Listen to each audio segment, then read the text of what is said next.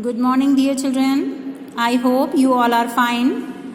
Dear children, today we will start to read chapter 4 from your supplementary book, and the chapter name is In the Kingdom of Fools. And this chapter is written by A.K. Ramanujan. Is it? इस chapter को A.K. Ramanujan ने लिखा है. So dear children, in this chapter we will read about fools.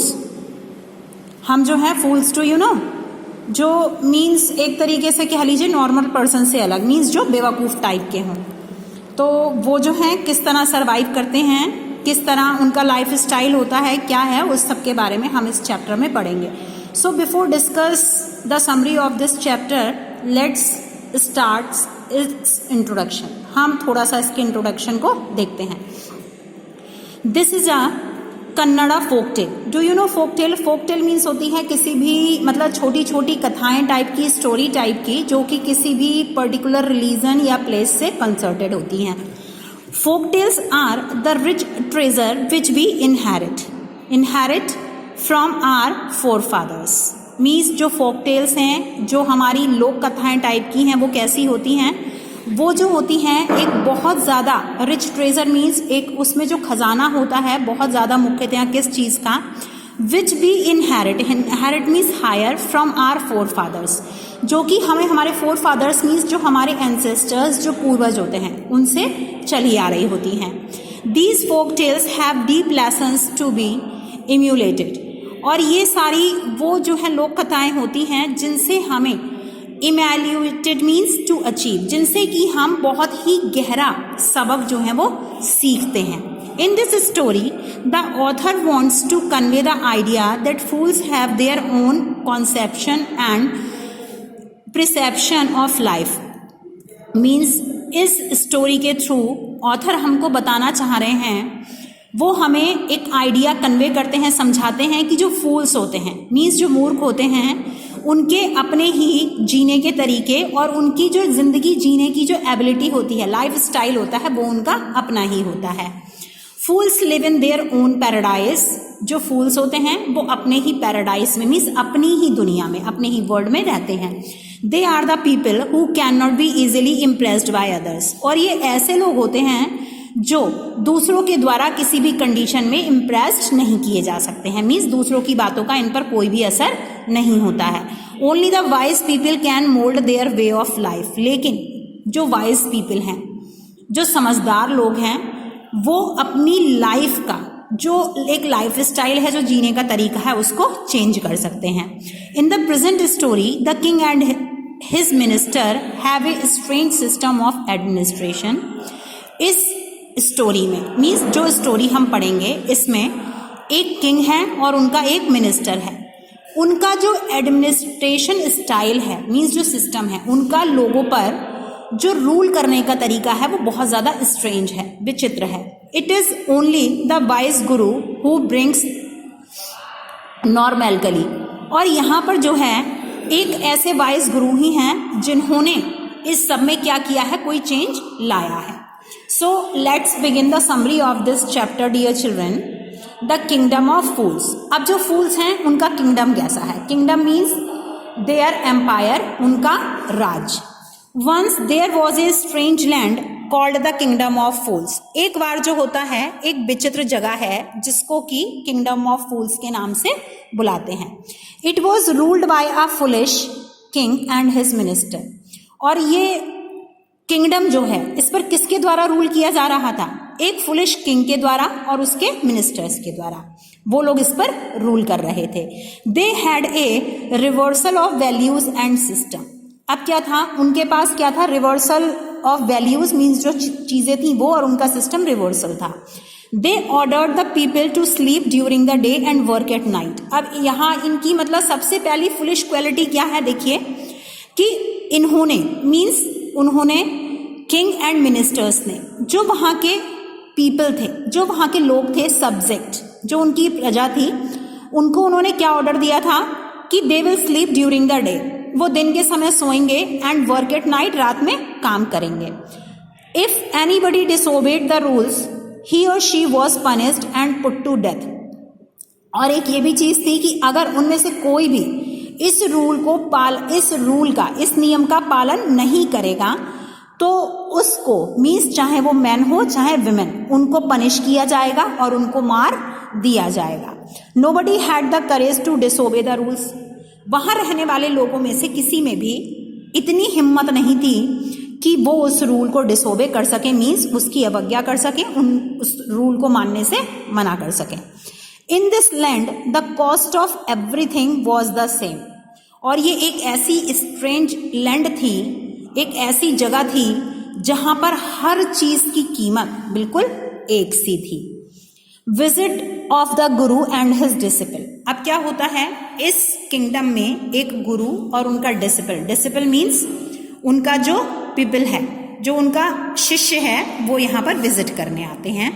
One day a guru and his disciple paid a visit to this city. एक दिन एक गुरु और उनका शिष्य इस शहर में घूमने के लिए आए। It was the day time and everybody was sleeping. और वो दिन का समय था जब सारे लोग सो रहे थे। The guru and his disciple were filled with wonder. जो गुरु और उनके शिष्य थे उनको बहुत ज्यादा आश्चर्य हुआ उस राज्य में आकर के, क्योंकि उनको वहां पर कोई भी घूमता फिरता या कोई भी काम करता हुआ दिखाई नहीं दिया। The people woke up in the evening and started working. उन्होंने सारा दिन वहां पर स्पेंड किया, बिताया, और उसके बाद उन्होंने क्या देखा कि लोग जो हैं वो शाम को जागे और उसके बाद उन सब ने काम करना शुरू किया। The guru came to know that it was the kingdom of fools. और बहुत जल्दी ही गुरु को ये पता चल गया कि ये जो था मूर्खों का राज्य था। गुरुज डिसीजन। अब गुरु ने क्या डिसीजन लिया, क्या निर्णय लिया। The guru decided to leave the city. गुरु ने ये निश्चय कर लिया कि अब वो इस शहर को छोड़ देंगे। But his disciple wanted to stay there. लेकिन उनका जो शिष्य था वो वहां पर ही रहना चाहता था। The guru advised his disciple that it was dangerous to live there, but the disciple was went on living there. अब क्या था, गुरु ने अपने उस शिष्य को ये सलाह दी कि इस यहाँ मूर्खों के बीच में रहना खतरे से खाली नहीं था। लेकिन जो उनका शिष्य था उसने ये निश्चय कर लिया था कि अब वो वहां पर ही रहेगा, वो उस जगह को छोड़कर नहीं जाएगा। The disciple was very happy by eating and living there. अब डिसिपल जो था वो बहुत खुश था वहां पर रहने में और वहां जो भी कुछ था। क्यों? क्योंकि वहां पर हर चीज की कीमत सिर्फ क्या थी, 1 डूडू। डूडू is the currency of that kingdom. डूडू जो था वहां की करेंसी थी उस राज्य की, और वहां 1 डूडू में सारी चीजें मिल जाया करती थी। मीन्स बहुत सस्ते दामों पर खाना मिल जाता था। तो शिष्य जो था वो वहां पर खाते हुए और रहते हुए बहुत ज्यादा खुश था। With the passes of time he became fat. और जैसे जैसे समय बीतता गया, खा करके और पी करके डिसिपल जो था, शिष्य जो था, वो खूब मोटा ताजा हो गया। अ थेफ्ट इन ए हाउस। एक घर में चोरी होना। One day a thief broke into the house of a rich merchant while he was taking away the stolen goods. A wall of the house fell on him and he died on the spot. एक दिन क्या होता है कि एक चोर एक घर को तोड़कर, जो कि एक बहुत घुस गया, जो कि एक बहुत अमीर जो है मर्चेंट व्यापारी का घर था। While he was taking away the stolen goods, और जब जो है वो चुराई हुई चीजें लेकर जा रहा था, उसी दौरान a wall of the house fell on him. उस घर की जो टूटी हुई दीवार थी, जिस रास्ते से वो आया था और उसी से वो वापस जा रहा था, तो जो टूटी हुई दीवार थी वो उसके ऊपर गिर गई। And he died on spot. और वो उसी जगह पर मर गया। The thief's brother complained to the king that the owner of the house was responsible for his brother's death. अब क्या था, उस चोर का जो भाई था उसने राजा से शिकायत की कि उस घर का जो मालिक था उसकी भाई की डेथ के लिए वही रिस्पॉन्सिबल था। क्यों? क्योंकि उस घर के मालिक की जो घर की दीवार थी वो टूटने से उसके भाई की डेथ हो गई थी, मृत्यु हो गई थी। The king summoned the owner and the bricklayers. अब क्या होता है, राजा जो है वो उस घर के ओनर को, और ब्रिकलेयर मीन्स जो मिस्त्री था जिसने उस घर को बनाया था, मैसन, उनको बुला भेजता है। The king summon the owner of the house, राजा जो है घर के ओनर को, मालिक को बुलाता है। But the owner sad that he was innocent, लेकिन ओनर जो है, जो मालिक है, वो कहता है कि वो पूरी तरीके से इनोसेंट है, मीन्स उसने कोई जुर्म नहीं किया है, वो बेगुनाह है। Because the builder of the wall was responsible, क्योंकि इस घर की जो दीवार थी उसको बनाने वाला इसके लिए रिस्पॉन्सिबल है, उसकी जिम्मेदारी है। द ब्रिकलेयर वॉज समन्ड, अब जो ब्रिकलेयर है मीन्स जो मैसन है वो बुलाया जाता है। But the bricklayer accused a dancing girl who diverted his attention while he was building the wall, लेकिन जो ब्रिकलेयर था, जो मैसन था, वो और भी ज्यादा चालाकी से कहता है, वो सारी की सारी बात जो है वो डांसिंग गर्ल के ऊपर रख देता है। हु डाइवर्टेड हिज अटेंशन, जिसने उसका ध्यान जो था वो क्या कर दिया था, बटा दिया था, वहां से दूसरी तरफ लगा दिया था। While he was building the wall, जब वो उस बिल्डिंग की वॉल को, दीवार को बना रहा था। The dancing girl was summoned, अब उस डांसिंग गर्ल को बुलाया जाता है। The king summoned the girl for the crime, अब राजा जो है उस गर्ल को बुलाता है उस क्राइम मीन्स गुनाह के लिए। She shifted the responsibility on to the goldsmith, अब वो जो डांसिंग गर्ल है वो उससे भी ज्यादा क्लेवर थी। उसने क्या किया, उसने पूरी रिस्पॉन्सिबिलिटी जो थी वो गोल्ड स्मिथ मीन जो सुनार था उसके ऊपर शिफ्ट कर दी, उसके ऊपर रख दी। She gave the goldsmith gold to make some jewellery for her, वो कहती है कि उसने गोल्ड स्मिथ को मीन सुनार को कुछ गोल्ड दिया था अपनी ज्वेलरी बनाने के लिए। But the gold Smith made her visit him again and again, लेकिन जो सुनार था वो उसको बार बार विजिट करने के लिए बुलाता था। Now it was the gold Smith who was responsible for the murder, वो कहती है कि अब क्या है, गोल्ड स्मिथ ही पूरी तरीके से रिस्पॉन्सिबल है इस मर्डर के लिए। द गोल्ड स्मिथ टर्न, अब क्या होता है, गोल्ड स्मिथ का टर्न आता है, मीन्स सुनार की बारी आती है। The king ordered the goldsmith to be produced before him, अब क्या होता है, राजा जो है ऑर्डर करता है कि गोल्ड स्मिथ को, सुनार को उसके सामने पेश किया जाए। The gold Smith defended means escaped और saved himself by saying that he had to prepare jewelry for a wedding in the rich man's house। अब गोल्ड स्मिथ जो है, सुनार जो है, वो अपने आप को कैसे बचाता है, वो ये कहता है कि वो उस दौरान एक बहुत ही अमीर घर में जो थी, शादी थी, उसकी ज्वेलरी तैयार करने में व्यस्त था। इस वजह से वो उस लड़की की ज्वेलरी जो था वो टाइम पर नहीं बना पाया। This was the reason that he could not make jewellery for the dancing girl on time, और ये वो कारण था जिसकी वजह से सुनार डांसिंग गर्ल की ज्वेलरी उसे समय पर बनाकर नहीं दे सका। The rich man was summoned, अब उस अमीर आदमी को बुलाया जाता है। The rich man was brought to the court of the king, अब उस अमीर आदमी को राजा के दरबार में लाया गया। The king declared the rich man to be the murderer, अब राजा जो है वो ये घोषित कर देते हैं कि निश्चित तौर पे ये जो अमीर व्यक्ति है इसने ही उस चोर का मर्डर किया है।